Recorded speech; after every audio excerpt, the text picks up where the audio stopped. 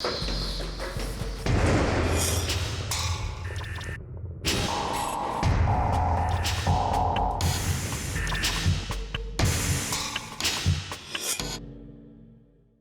de nouveau à la campagne que l'on se retrouve pour la découverte d'une entreprise aujourd'hui, cette verdure, ce bâtiment dans le fond là-bas qui appartient à l'entreprise que nous allons découvrir maintenant. Ça s'appelle 3D Systems, nous sommes à Joué-la-Baie et c'est Yannick Forgery qui vient à ma rencontre. Bonjour. Bonjour Pascal, bienvenue chez 3D Systems France. Merci de nous accueillir. Alors 3D Systems France parce que 3D Systems est américain, on peut le dire, sont les inventeurs d'une technologie révolutionnaire. Effectivement, 3D Systems est à l'origine de la stéréolithographie, une des technologies majeures de l'impression 3D. L'entreprise, en revanche, est bien sartoise. Elle a des racines profondément sartoises, puisqu'elle vient du CTTM. Rappelez-nous ce qu'est le CTTM. Effectivement, le CTTM, c'est le Centre de transfert de technologie du Mans, qui est à l'origine de deux essaimages, les sociétés Protométal et CEP, qui ont rejoint 3D Systems en 2010. Alors, votre métier, c'est de fabriquer des maquettes en 3D. Voilà, des maquettes et prototypes, et donc nous sommes toujours en avance de phase. Prototypes quelquefois un peu sensibles dans des domaines comme l'automobile ou l'armement par exemple. Très souvent sensibles et effectivement comme ce sont des protos, ce sont des pièces qui n'existent pas encore en série et donc voilà, il y a un certain secret autour de ces pièces-là. Combien de personnes travaillent ici ? 35. Bien, on va aller à leur rencontre comme d'habitude, par où je vais ? Je vous invite à commencer par là. Bonne visite. On se retrouve tout à l'heure ? À tout à l'heure. À tout à l'heure, merci. Commençons la visite par le premier bâtiment, parce qu'effectivement, il y en a deux bâtiments. Ici, je crois que j'ai rendez-vous avec Karine, on m'a dit. Bonjour Karine. Bonjour Pascal. Vous êtes la responsable commerciale. Mais ici, c'est pas des commerciaux qu'on trouve. Non, ici, c'est des chefs de projet. Ça veut dire ? Ça veut dire qu'ils suivent le client du devis jusqu'à la livraison des pièces. Donc le client a un interlocuteur unique et eux ont des compétences techniques. Voilà, ce sont des technico-commerciaux. Très bien. Vous nous les présentez ? Melvin, Jérôme, Lydie et une assistante commerciale qui est Aurélie. Parfait. Découvrons maintenant l'activité. Comment on peut faire ? On va aller dans le showroom. Ah très bien. Allons-y. Allez, on entre dans le vif du sujet en découvrant directement les pièces que vous fabriquez. C'est impressionnant.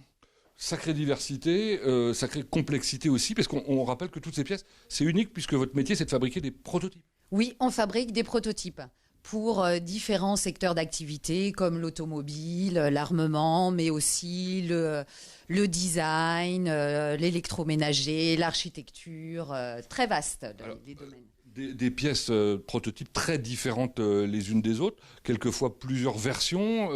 Jour après jour, vous êtes obligé de le faire évoluer ? Et oui, parce que c'est le but d'un prototype. Le client, ça lui permet de valider sa fonction, son cahier des charges. Donc forcément, s'il trouve des petites erreurs, il va modifier son fichier, on va lui refaire un proto. Dans quelle matière ? Toutes sortes de matières ? Plastique, métal. Ah oui, on imprime le métal, c'est vrai, j'avais oublié, on va découvrir ça, au cours de la journée. Tout nouveau, oui, on imprime le métal aujourd'hui. Et puis alors, des pièces d'une grande complexité. Là, j'ai aperçu ce montage, non, justement, c'est pas un montage Optimex, ça, c'est fabriqué en impression 3D d'une seule pièce, couleur comprise. Oui, tout à fait, la pièce, elle sort monobloc et avec les couleurs, tout ce que vous voyez, ça sort directement de la machine. Donc rien n'est impossible pour vous ? Non. On peut faire toutes les formes, il n'y a pas de limite. À condition d'avoir le bon fichier au départ, évidemment. Voilà. Bon, je crois savoir que vous faites aussi de la petite série ? Oui, on fait aussi de la petite série, comme par exemple pour notre client Thales. Donc là, c'est un cache pour une caméra. Combien d'exemplaires ? À peu près 1000 exemplaires. Et pour fabriquer des petites séries, vous faites aussi des moules, je crois savoir. Oui, on fait aussi des moules en souple, silicone, là pour des séries d'une 20aine de pièces. Très bien. Bon, je crois qu'on a présenté l'ensemble de l'activité. J'ai aperçu aussi une maison, là, donc j'imagine que vous travaillez avec des architectes. Enfin bon, bref, on comprend que vous êtes ouvert, flexible, souple, rapide. Et super rapide, oui, c'est ça. Oui, très rapide. On répond à un devis sous 24 heures et on livre le client sous 3-4 jours. Ça veut dire que vous n'avez pas beaucoup de vision à long terme de la fabrication ? Non, je ne sais pas ce que je fais la semaine prochaine. Ah bon ? Voilà. Incroyable. Combien de pièces sortent par jour ? Une centaine. Et qui partent avec des petits camions un peu partout ? Tous les soirs, oui, dans toute la France et l'Europe. C'est quoi la suite La suite, ça va être le bureau d'études. C'est par là, j'imagine. À droite. Merci, au revoir.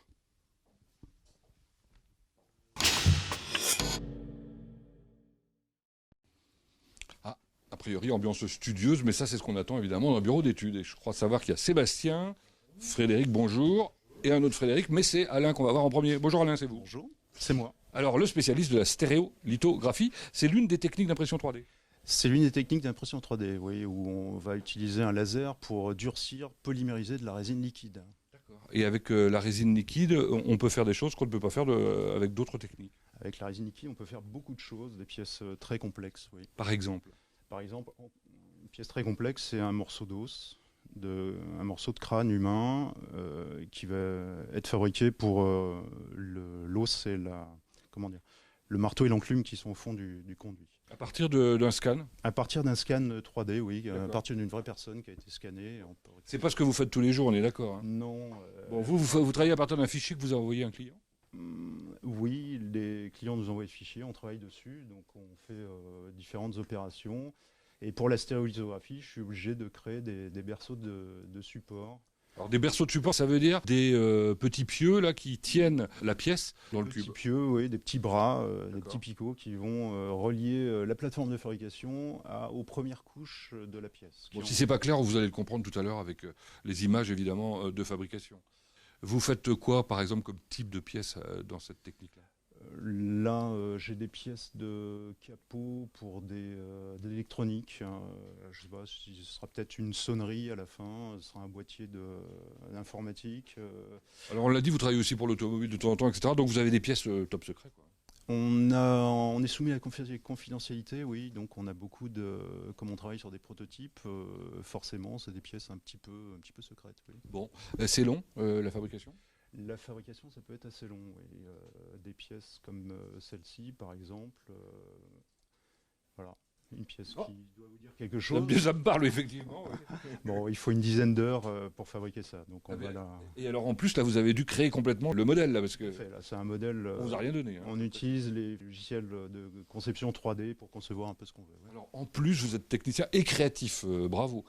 Frédéric, vous, c'est une autre technique dont vous vous occupez, s'appelle le fritage avec 2 T, de poudre, c'est ça? C'est bien ça, oui. Donc, fritage de poudre, c'est une poudre qu'on vient monter à température à la limite de la fusion. Et un laser vient faire fondre juste les sections qu'on lui demande pour faire fondre la poudre. Et ceci, ça fonctionne donc couche par couche, hein, on est d'accord, ça avance, j'allais dire, tout doucement. Votre métier à vous, il consiste d'abord et avant tout à optimiser la fabrication dans un cube, mettre le maximum de pièces? C'est ça. En fait, j'ai un volume de production de 500 au carré sur 700 mm de haut. Et le but, c'est d'essayer de faire rentrer toutes les pièces dedans. Donc, soit c'est des grosses pièces et je suis obligé de les découper pour arriver à les faire rentrer dans mon volume de travail. Ou alors des plus petites pièces en grosse quantité, où là on fait du placement.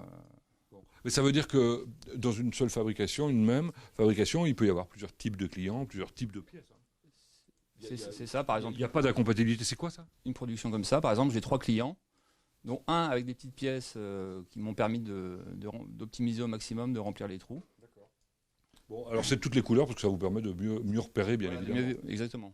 Bon, on va aller voir maintenant comment concrètement tout ça s'est fabriqué, à quoi ça ressemble. Ça tombe bien parce que l'homme de la situation, c'est lui, hein, je crois. C'est Frédéric aussi. Hein. Oui, tout à fait. Frédéric. On va de l'autre côté, vous me montrez ça? Allons-y.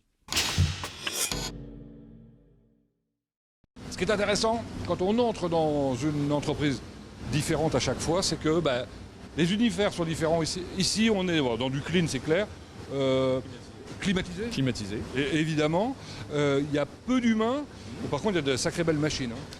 On a 6 machines de fritage. On est dans l'atelier de fritage avec ici les premières machines sur du polyamide et 4 machines de capacité beaucoup plus importante qui tournent sur un polyamide chargé fibre de verre, beaucoup plus résistant. Très bien.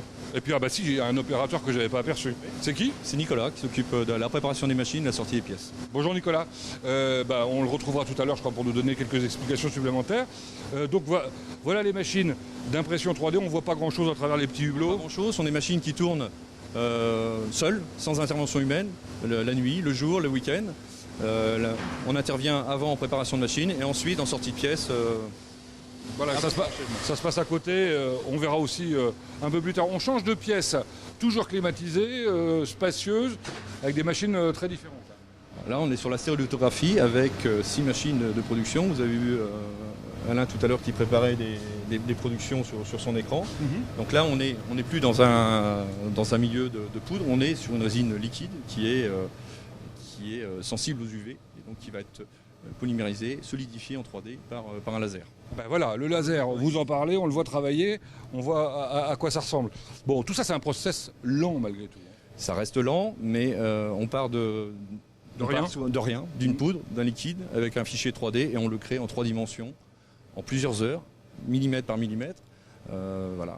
Donc ça reste lent, mais rapide par rapport au process habituel. À côté, c'est la suite, évidemment, c'est quoi? C'est la C'est le finition. parachèvement, voilà, il y a beaucoup de choses à faire derrière, parce que les machines produisent la pièce, mais derrière, il va falloir finir la pièce, les peindre, les assembler. Voilà. Ben, on va voir tout ça. On va voir tout ça. Allez, on retourne de l'autre côté, on va revoir Nicolas, je crois.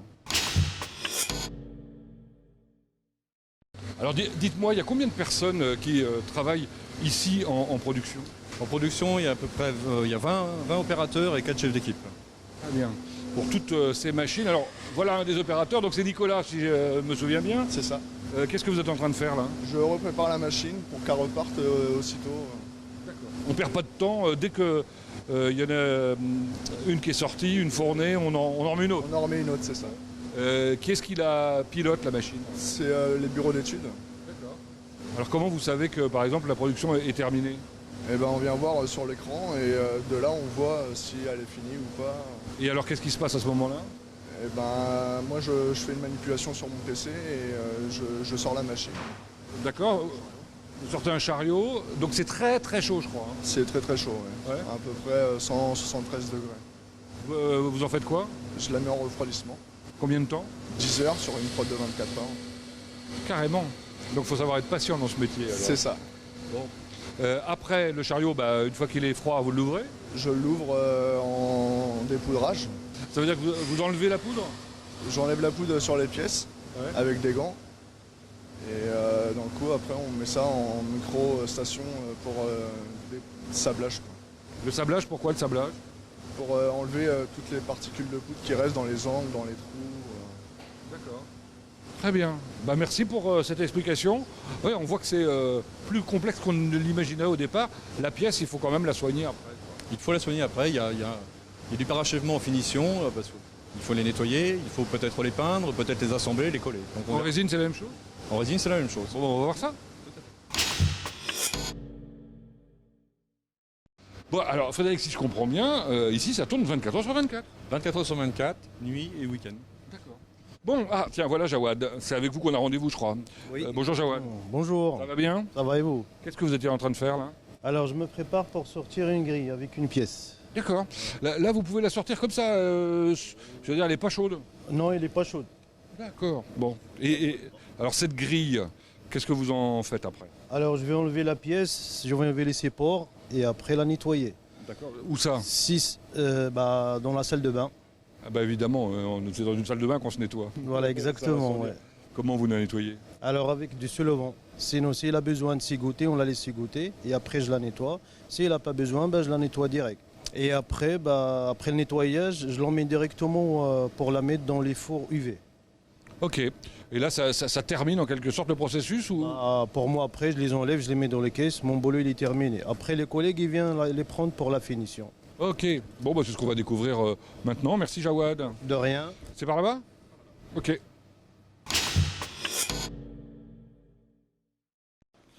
Donc on pénètre dans la salle de finition. Est-ce que c'est la même salle pour les deux techniques? C'est la salle pour les deux techniques, pour les finitions des fritages de poudre et des stéréolithographies. Très bien. Je crois que c'est Pierrick qui est là, Philippe à côté et Florent, m'a-t-on dit, plus loin. Bonjour Pierrick. Bonjour. Qu'est-ce que vous êtes en train de faire, vous? Donc je fais un assemblage par collage de pièces qui a été découpée pour rentrer dans la machine pour être produite. Oui, ça c'est ce que nous expliquait Frédéric tout à l'heure. On découpe en quelque sorte la pièce pour la fabriquer et ensuite on la recolle. Alors la finition, ça consiste en quoi? Donc il peut y avoir plusieurs finitions en fonction de la demande du client. Là c'est un collage entre guillemets standard et après ça peut aller de la peinture au vernis ou à la finition chrome. Chrome carrément, donc on a l'impression d'avoir une pièce terminée. Oui, une pièce limite d'origine.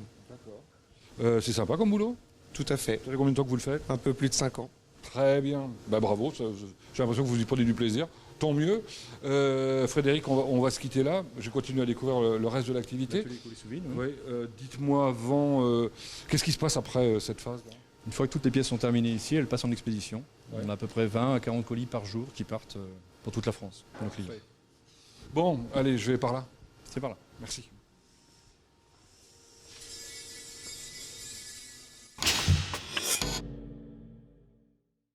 C'est Séverine que je dois rencontrer maintenant, m'a-t-on dit. Vous êtes Séverine, j'imagine? Oui, bonjour. Bonjour. Et votre collègue s'appelle? Eric, Eric, bonjour Eric. Séverine, c'est quoi votre métier? je suis technicien d'atelier coulé sous vide. Couler sous vide. Ça y est, j'ai compris maintenant. Enfin, j'ai compris, non, justement, ça veut dire quoi? Alors j'utilise je fais des pièces en plastique à partir d'un moule en silicone. Très bien. Plus précisément, racontez-moi. Alors à partir d'une stéréo, je fais un moule. Alors la stéréo, c'est ce qui vient de sortir de l'impression 3D. C'est ce qui sort de la machine, oui, tout à fait. Et je la prends, je la finis, je la prépare et après je la mets dans un moule. Donc c'est une boîte toute simple. Une boîte où après je coule du silicone autour qui va prendre au bout d'un certain temps. D'accord, donc ça fait une empreinte, quoi. Voilà. Et après je l'ouvre, j'ouvre le moule et ensuite je peux réaliser des pièces en résine. À partir de ce moule-là. Donc qu'est-ce que vous en faites du moule? Vous le mettez où? Dans la machine qui est derrière moi là? Alors nous on utilise des enceintes de coulée sous vide qui permettent de remplir le moule de résine. Un cycle dure à peu près 10 minutes. Et comme la résine n'est pas tout à fait prise, donc après on fait une pause de cuisson dans des fours. Ah, vous faites un peu de cuisson, c'est sympathique. Combien de temps? 45 minutes. Du sel, du sucre? Non, Non. pas besoin. Ça tombe bien. Bon, quand c'est sorti, ça y est, c'est prêt, c'est fini? Quand c'est sorti, on peut démouler la pièce du moule. Ouais. Après, il reste de la finition à faire quand même. Quand même. Vous faites ça avec le monsieur qui est là-bas? Didier est avec nous, oui, pour faire la finition des pièces. Bon, si on est complet, il faut qu'on cite tout le monde. On a aperçu quelqu'un d'autre tout à l'heure. Il y a Michael aussi qui participe à l'équipe. Bon, ça a l'air sympathique, tout ça. Tiens, bah voilà, ça se démoule derrière vous. Bien, bah écoutez, merci pour cette super présentation. Bon courage. Merci. On change de bâtiment. On va de l'autre côté. Ça y est, j'ai fait un saut de plus. J'ai descendu la côte pour aller jusqu'au bâtiment numéro 1. Et je suis avec Jean-Luc Coudray, bonjour. Bonjour. Vous êtes le chef d'équipe dans ce bâtiment sur la partie outillage. Jean-Luc, ce bâtiment numéro 1, c'était aussi le premier dans l'histoire de la société. Hein. La première activité était ici, oui, dans ce bâtiment. Il y a combien de temps? 20 ans. Et vous étiez déjà là? Je suis arrivé il y a 20 ans. Bon. On vient de voir ce que faisait Séverine, des petites séries avec des moules silicone. Vous, c'est l'étape suivante, au-delà, on va dire. Voilà, je fabrique des moules à partir d'aluminium pour injecter de la bonne matière. D'accord. Parce que ces moules-là vous permettent de faire des séries plus importantes? Plus importantes, de 50 à 5000 pièces. Et alors, ils sont destinés à des machines qui sont où? En Sarthe, à l'extérieur de la société. C'est une prestation qu'on externalise. D'accord. Ok. Par exemple, celle que vous venez de ramener, parce que je sais que vous venez d'en ramener, mais on ne peut pas... Non, vous ne pouvez pas. On ne peut pas les montrer. Ça, c'est quand même terrible. Mais c'est beau, hein, je peux vous dire que c'est très bien. Celle de derrière a été fabriquée il y a peu de temps. Un peu plus ancienne. Qui est-ce qui fabrique ces moules là qu'on voit? J'ai mon collègue Fabrice qui est à la partie fraisage et j'ai Willy qui est ajusteur d'outillage. Et comme on le voit, on a toutes les machines nécessaires pour faire du bon travail. Voilà, tout à fait. Maintenant, je vais avoir celui qui conçoit. Vincent, mon collègue. Au bureau d'études. Au bureau d'études. Merci.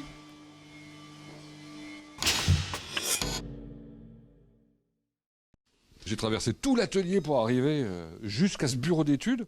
Oh, bah dis donc, il y a une belle exposition ici. On va découvrir avec, je crois, Vincent. Alors, comment on fabrique ces moules? Bonjour Vincent. Bonjour. Merci de nous accueillir.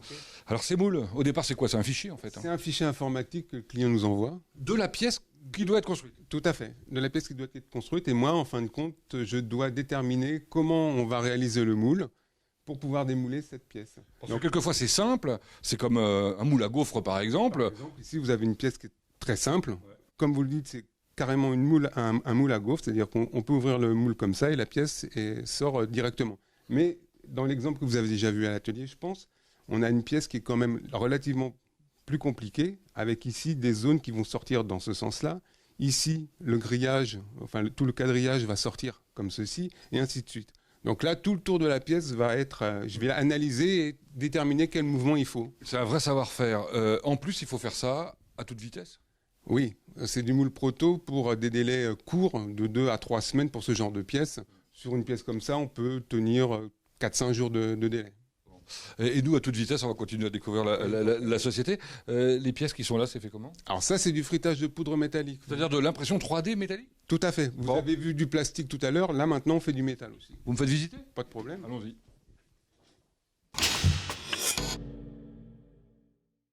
Ah bah, je vois qu'on repénètre de nouveau dans un univers hyper technologique. C'est clean, c'est climatisé. Tout à fait, oui, il faut mieux. Oui, comme vous dites. Présentez-nous en 2 mots les machines qu'on trouve là. Donc là, on a 2 machines de prototypage rapide dédiées au métal. Il y a aussi une machine pour recycler la poudre, parce que là, on recycle la poudre, on la réutilise. Il n'y a rien de perdu.